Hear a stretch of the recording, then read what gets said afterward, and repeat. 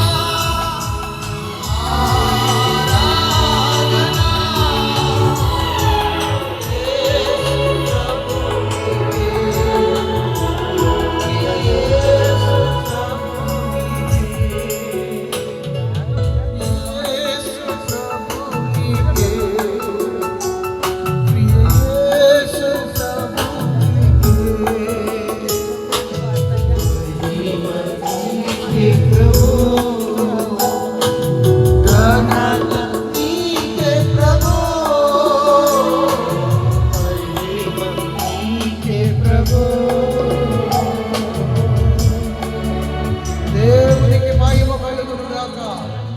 అందరు గట్టిగా